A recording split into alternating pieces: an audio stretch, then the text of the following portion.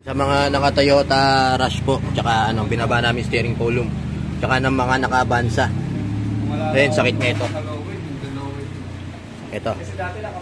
Yung bushing na yan, ito. Yung itim na yan. Kumakalugo yan, pagliko, lumalagotok, paglubak, lumalagotok. So itong bushing na to, wala po itong nakukuha. Wala nabibili. So papalitan natin ang bakal na yan. So binaba natin yung buong steering column.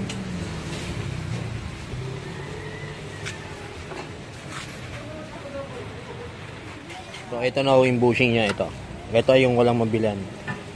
Ayan, gagawa natin paraan to. O, yung mga problema po sa steering na Avanza at saka Rush, o, tara na po. Gawin na natin yan.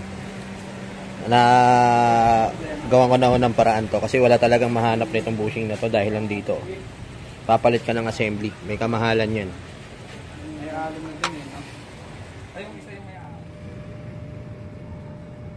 So ito na yung finished product. Ito. Ayun, mapapansin yung bakal na yan. Ayan. Siyempre nalagyan natin ng lubricant para di maglangit-ngitan. Ayan. Kasi ito yung luma niya. Ito lang, dahil lang dito mapipilitan ngayon ng magpalit niya, no. Siyempre hanggat kaya natin gawa ng paraan, siyempre mas matibay pa yan kasi bakal na. So, ayan. Sana maglabas sila ng ganitong pyesa. Dahil lang dito sa pyesa na to. O yun, pwede na kayong pumasyal dito mga sir. Tapos road test na lang natin ito mamaya. Yung mga may problema sa steering ng Avanza tsaka Toyota Rush, ito lang ho yun, problema niyan. Pwede na kayo magpagawa sa amin. Meron na tayo. Okay, assemble na lang. Sabihin ka? Naiya kayo sa camera, ang bihira. Marami sir matutuwa. Aha. Ito, good news nga po ito. Sabi nga ni sir, marami matutuwa kasi issue nga hinto nito. Good news to.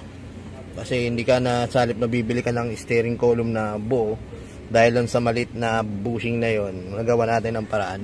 So ito kasi kanina, ang problema na ito, pag kinakalog natin manubela, pataas, baba, lumalagotok siya, tapos pag iniikot siya, may isa siyang turn na tok, kaya minsan sunod-sunod siya. So ngayon, na-road test ko na rin naman, okay na, pero pa-final ko, road test kay sir, para naman, bago sila umalis, solve na. So, tapos ito pa yung naging problema, yan. Yung bombilya na ito. Wala nang ilaw dito. Pundido. So ayun.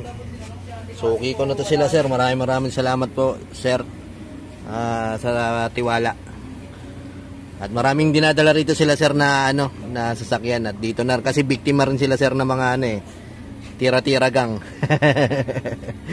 Wag ka may lagotok, palit lahat. Hindi pa pwede 'yun. Dapat dadaan sa step by step troubleshooting. Pag sira naman talaga, kailangan palitan. Sa madaling sabi, pag sira lahat, dapat palitan lahat. Pero malimit lang naman po kasi yung bihirang-bihirang mangyari yun pagka sira talaga lahat. Lalong ganito. Tingnan niyo yung odo niya, 44. Sobrang bata pa pero halos napalitan na lahat ng pangilalim. So, yun. Salamat po sa lahat ng sumusuporta sa akin at kila sir. Thank you very much po.